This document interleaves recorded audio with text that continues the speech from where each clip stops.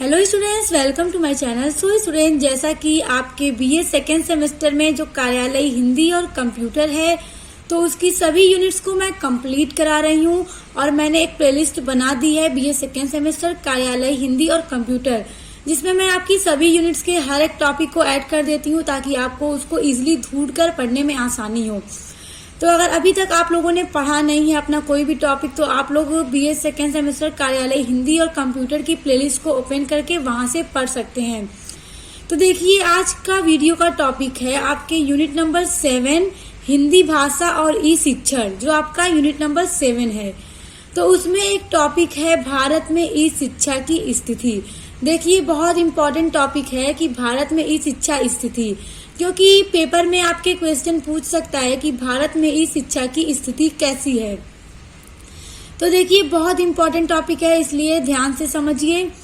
ई शिक्षा इलेक्ट्रॉनिक और सूचना प्रौद्योगिकी मंत्रालय द्वारा शैक्षणिक उपकरणों और संचार माध्यमों का उपयोग करते हुए शिक्षा प्रदान करने के लिए पहचाने जाने वाले प्रमुख क्षेत्रों में से एक है।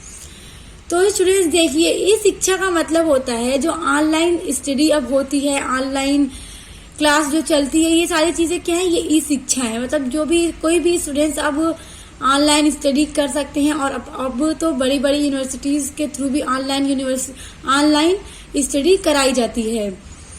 तो यही है मतलब ई शिक्षा कि ई शिक्षा होता क्या है। वस्तुतः अभी भारत में ई शिक्षा अपने शैशवावस्था में है। देखिए, भारत में अभी जो ई शिक्षा है अभी उसकी शैशवावस्था है और इस पे पूरी कोशिश की जा रही है कि भारत में जो ई शिक्षा है उसको ज्यादा से ज्यादा क्या है, बढ़ावा दिया जाए, उसका विकास किया जाए। ई शिक्षा को बढ़ावा देने के लिए सरकार ने विभिन्न ई लर्निंग कार्यक्रमों का समर्थन किया है। इलेक्ट्रॉनिक्स और सूचना प्रौद्योगिकी मंत्रालय इसे बढ़ावा देने के लिए सक्रिय रूप से उपकरण और तकनीक विकसित करने पर बल दे रहा है। तो देखिए स्टूडेंट्स, जो ई शिक्षा है इसको बढ़ावा देने के लिए जो सरकार है, भारत सरकार भी विभिन्न जो अलग अलग तरह के ई लर्निंग कार्यक्रम जो हैं उनको भी समर्थन किया है ताकि ई शिक्षा को बढ़ावा दिया जा सके। आगे देखिए, इलेक्ट्रॉनिक और सूचना प्रौद्योगिकी मंत्रालय विभिन्न शैक्षणिक संसाधनों में ई शिक्षा पर केंद्रित शोध एवं अनुसंधान परियोजनाओं को प्रोत्साहित कर रहा है। इसमें दूरस्थ शिक्षा के माध्यम से साक्षरता में सुधार के लिए पाठ्य सामग्री विकास, शोध एवं अनुसंधान पहल, मानव संसाधन विकास से जुड़ी परियोजनाएं और संकाय प्रशिक्षण पहल शामिल हैं।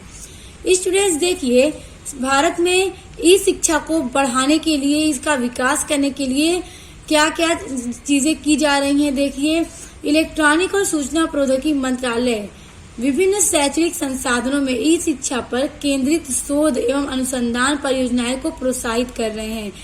क्यों कर रहे हैं? ताकि स्टूडेंट्स जो हैं वो आसानी से कहीं पर भी बैठकर अपनी एजुकेशन को कर सकें। इसमें दूरस्थ शिक्षा के माध्यम से साक्षरता में सुधार के लिए पाठ्य सामग्री विकास, शोध एवं अनुसंधान पहल, मानव संसाधन विकास से जुड़ी परियोजनाओं और संकाय प्रशिक्षण पहल शामिल है। देखिए, साक्षरता में सुधार के लिए यानी ज्यादा से ज्यादा लोगों को एजुकेशन दिलाने के लिए पाठ्य सामग्री को ई शिक्षा के द्वारा स्टूडेंट्स तक पहुंचाया जा रहा है ताकि सभी लोग ई शिक्षा पर अपनी स्टडी को जारी रख सकें। वर्ष 2025 तक भारत में इंटरनेट उपयोगकर्ताओं की संख्या 900 मिलियन तक पहुंचने की उम्मीद है। अब देखिए स्टूडेंट्स, वर्ष 2025 तक भारत में इंटरनेट उपयोगकर्ता जो हैं, जो लोग इंटरनेट का यूज कर रहे हैं, उनकी संख्या 900 मिलियन तक पहुंचने की उम्मीद है। भारत में ई शिक्षा के क्षेत्र में एक विशाल बाजार तैयार होने की संभावनाएं हैं। बड़ी संख्या में नए उपयोगकर्ता इंटरनेट व अन्य संचार उपकरणों के माध्यम से ई शिक्षा तक पहुंच रहे हैं। अब देखिए स्टूडेंट्स, 2025 तक भारत में इंटरनेट यूज करने वालों की जो संख्या है वो 900 मिलियन पहुंचने की पूरी उम्मीद है। और भारत में ई शिक्षा के एक विशाल क्षेत्र बनाने के लिए क्या हो रहे हैं कि जो इंटरनेट उपयोगकर्ता हैं वो अन्य संचार यानी कि कम्युनिकेशन उपकरण के माध्यम से ई शिक्षा तक पहुंच रहे हैं और ज्यादा से ज्यादा ई शिक्षा भी अब भारत में होने लगी है। अब अब देखिए स्टूडेंट्स, ई शिक्षा की विशेषताएं। अब देखिए जो ई शिक्षा है उसकी क्या क्या कैरेक्टरिस्टिक्स हैं। तो देखिए पहला पॉइंट है, ई शिक्षा की सबसे बड़ी विशेषता ये है कि छात्र अपनी सुविधा अनुसार किसी भी समय और कहीं पर भी अपना शैक्षिक कार्य कर सकते हैं। अर्थात इस शैक्षिक व्यवस्था में समय और स्थान का कोई नियंत्रण नहीं है। अब देखिए स्टूडेंट्स, ये विशेषता बहुत अच्छी है ई शिक्षा की, क्योंकि कोई भी छात्र अब क्या कर सकता है, ई शिक्षा के माध्यम से कहीं पर भी किसी भी जगह पर हो, चाहे कोई भी टाइम हो रहा हो, वो अपने स्टडी का जो भी वर्क है उसको आसानी से कर सकता है। ई शिक्षा में ऐसी कोई व्यवस्था नहीं है। देखिए, अर्थात इस शैक्षिक व्यवस्था में समय और स्थान का कोई नियंत्रण नहीं है कि आप इस टाइम इस शिक्षा से अपने स्टडी वर्क नहीं कर सकते या इस जगह पर बैठकर आप नहीं कर सकते। इसमें ऐसा कोई नियंत्रण नहीं है। कोई भी स्टूडेंट्स अपने कोई भी सब्जेक्ट को किसी भी समय पर कहीं पर भी बैठकर अपना स्टडी वर्क कर सकता है। देखिए दूसरा पॉइंट है इस ई शिक्षा की विशेषता में, ई शिक्षा के माध्यम से छात्र वेब आधारित शिक्षण सामग्री को अनिश्चित काल के लिए प्राप्त कर सकते हैं और बार बार देखकर जटिल पहलुओं को समझ सकते हैं। अब देखिए स्टूडेंट्स, आप लोग भी इस तरह से पढ़ते होंगे। देखिए मैं बताऊं, ई शिक्षा के माध्यम से छात्र वेब आधारित, जैसे कोई भी आपका टॉपिक है इंटरनेट पर आपको मिल सकता है, आपको गूगल पर मिल सकता है, यूट्यूब पर मिल सकता है। तो आप अगर एक बार सर्च करते हैं, उसको पढ़ते हैं और फिर उसके बाद कहीं पर आपको ऐसा लगता है कंफ्यूजन हो रही है, हमें सही से समझ नहीं आया, तो फिर आपको उसको दोबारा पढ़ सकते हैं, सर्च करेंगे, फिर वही सारे आपके टॉपिक सेम आपको खुलकर मिलेंगे और आप उन्हें बार बार देख करके पढ़ करके जो भी वहाँ पे मुश्किल शब्द हैं आप उन्हें आसानी से समझ सकते हैं। तो ये इस शिक्षा की बहुत इम्पोर्टेंट विशेषता है कि अनिश्चित काल के लिए, यानी हमेशा जब चाहे उसे सर्च करके प्राप्त कर सकते हैं और उसे बार बार समझकर पढ़ सकते हैं। देखिए स्टूडेंट्स, ई शिक्षा की विशेषता में तीसरा पॉइंट है, ई शिक्षा के माध्यम से पढ़ाई करना मितव्ययी होता है, यानी क्या है, इकोनॉमिकल होता है, सस्ता होता है, क्योंकि आपको यहाँ पर पैसे खर्च करने की जरूरत नहीं पड़ती है, क्योंकि छात्रों को पुस्तकें या किसी अन्य शिक्षण सामग्री पर पैसा व्यय नहीं करना पड़ता है। क्योंकि स्टूडेंट्स, अब आपको इंटरनेट पर आपको अपना कोई भी सब्जेक्ट का कोई भी टॉपिक, चाहे वो इंग्लिश में हो, चाहे हिंदी में हो, या फिर यानी कोई भी सब्जेक्ट हो, आपको इजीली मिल जाता है, जिससे आपको कोई पैसे खर्च करने की जरूरत नहीं पड़ती है। क्योंकि अगर आप कोई भी बुक खरीदेंगे तो आपको उस पर पैसा खर्च करना पड़ता है। इसलिए आज के टाइम में ज्यादातर स्टूडेंट्स ऑनलाइन स्टडी ही करते हैं। उसके बाद देखिए चौथा पॉइंट है, ई शिक्षा पर्यावरण की दृष्टि से भी लाभदायक है, क्योंकि यहाँ जानकारी को पुस्तक के बजाय वेब आधारित ऐप व पोर्टल पर स्टोर किया जाता है, जिससे कागज के निर्माण हेतु पेड़ों की कटाई पर रोक लगती है और हमारे पर्यावरण को बचाने में मदद मिलती है। अब देखिए स्टूडेंट्स, क्योंकि जो कागज हैं वो पेड़ को काट के उसी लकड़ियों से कागज भी बनाए जाते हैं, तो इससे क्या है कि अब कागज पर न प्रिंट करके वो सारी चीजें हमें कैसे मिल जाती हैं, इंटरनेट पर मिल जाती हैं। ई शिक्षा के माध्यम से हमें अपना हर एक सब्जेक्ट, हर एक टॉपिक इंटरनेट पर मिल जाता है, जिससे हमें मतलब कि आसानी से हर एक टॉपिक मिल जाता है। क्योंकि अगर यही सारी चीजें हमें इंटरनेट पर न मिलती तो फिर उसे बुक में प्रिंट होता, तो इससे क्या है, पेड़ों की कटाई करनी पड़ती। तो आज के टाइम में ज्यादा से ज्यादा चीजें हमें इंटरनेट पर मिल जाती, जिससे हमारा पर्यावरण भी सुरक्षित है। उसके बाद देखिए पांचवा पॉइंट है, ई शिक्षा इंटरनेट और कंप्यूटर कौशल का ज्ञान विकसित करता है, जो विद्यार्थियों को अपने जीवन और करियर के क्षेत्र में आगे बढ़ने में मदद करेगा।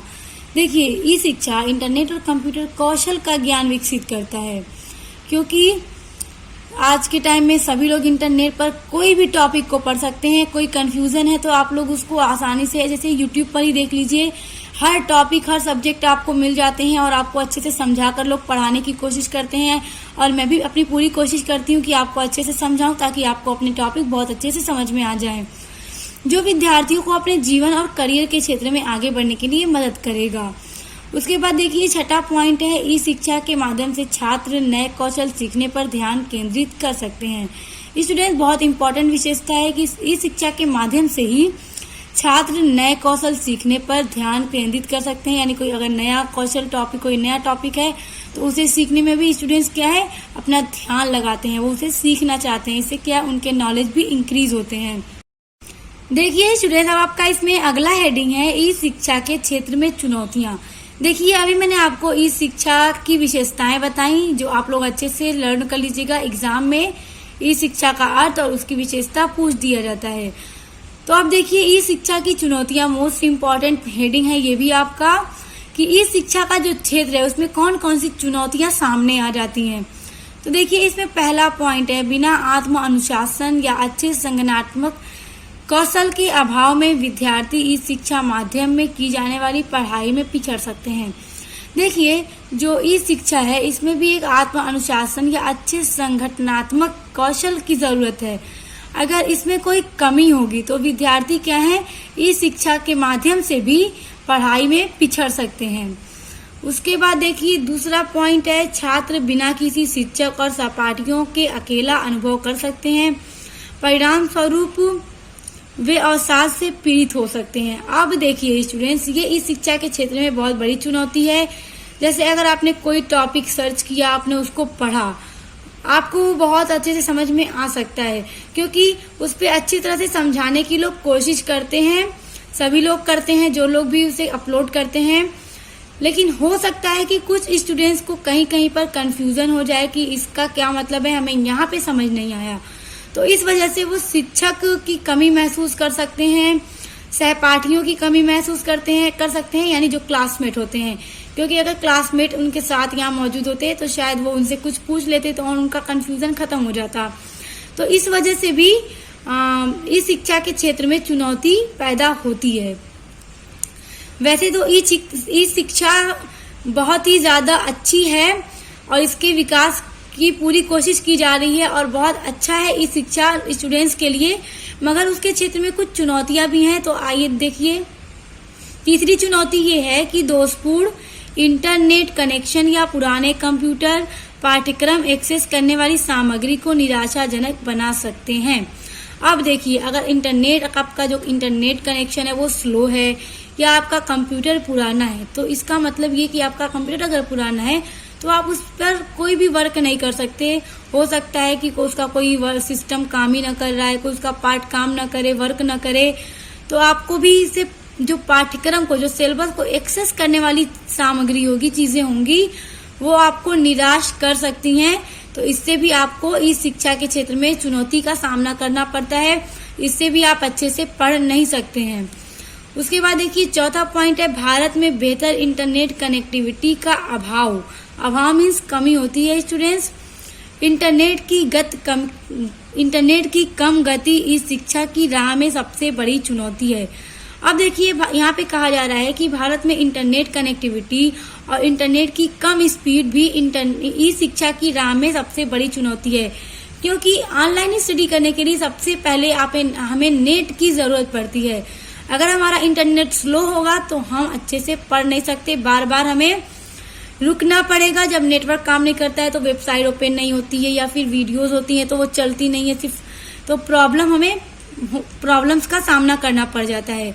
इसलिए इसके लिए हमें बहुत अच्छा फास्ट इंटरनेट की जरूरत पड़ती है। अब देखिए स्टूडेंट्स, आपका 5वां पॉइंट है, आभासी कक्ष वर्चुअल क्लासरूम में प्रैक्टिकल या लैब कार्य करना मुश्किल होता है। अब देखिए स्टूडेंट्स, अगर आप अपने क्लासरूम में बैठे हैं, अपने स्कूल में हैं, कॉलेज में हैं, आपकी टीचर हैं, आपके सामने आपको खड़े होकर पढ़ा रहे हैं, प्रैक्टिकल वर्क करा रहे हैं या लैब का कोई कार्य करा रहे हैं, वर्क करा रहे हैं, तो आप उसको आसानी से कर सकते हैं। कहीं पर समझ ना आए तो अपने टीचर से पूछ सकते हैं।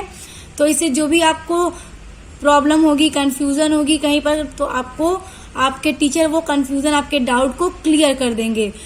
और इसमें क्या होता है कि अगर कोई चीज आपको समझ ना आई या कोई प्रैक्टिकल या लैब वर्क है तो यहाँ पे इस शिक्षा में वो करना मुश्किल होता है। तो इसलिए इसके लिए क्लासरूम बेटर होता है।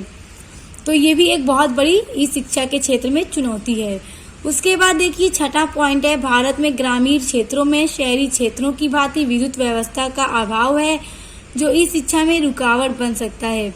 अब देखिए, जो भारत में ग्रामीण क्षेत्र है वहाँ तो इंटरनेट की उतनी अच्छी व्यवस्था नहीं है, वहाँ विद्युत की व्यवस्था उतनी अच्छी नहीं है। और जो शहरी क्षेत्र है वहाँ पे विद्युत की अच्छी व्यवस्था है, तो इस कारण भी वहाँ के लोगों को ई शिक्षा के माध्यम से पढ़ाई करना मुश्किल हो जाता है और वहाँ के लोगों के लिए रुकावटें खड़ी हो जाती हैं। तो इसलिए स्टूडेंट्स, ये सारे जो पॉइंट हैं एक ई शिक्षा के क्षेत्र में बहुत बड़ी चुनौतियां हैं और पेपर में क्वेश्चन आ जाता है कभी कभी कि ई शिक्षा के क्षेत्र में कौन कौन सी चुनौतियां सामने आ सकती हैं। तो ये जो मैंने अभी आपको पढ़ाया और समझाकर आई होप कि आपको बहुत अच्छे से समझ में आ गया होगा। तो स्टूडेंट्स, आज की वीडियो मैंने आपको भारत में ई शिक्षा की कैसी स्थिति है और इस शिक्षा की क्या विशेषताएं हैं और इसकी क्या चुनौतियां हैं, सब बहुत अच्छे से समझा दिया है और उम्मीद भी करती हूँ कि आपको समझ में आ गया होगा। तो समझ में आ गया है तो वीडियो को लाइक, कमेंट, शेयर करके चैनल को जरूर सब्सक्राइब कर दीजिएगा और बेल आइकन को प्रेस कर लीजिएगा, क्योंकि मेरे चैनल पर आपको अपने बीए से रिलेटेड सभी सब्जेक्ट की वीडियोस, सिलेबस और इम्पोर्टेंट क्वेश्चन की वीडियोस पढ़ने के लिए मिलेंगी। तो अब मिलते हैं नेक्स्ट वीडियो के साथ।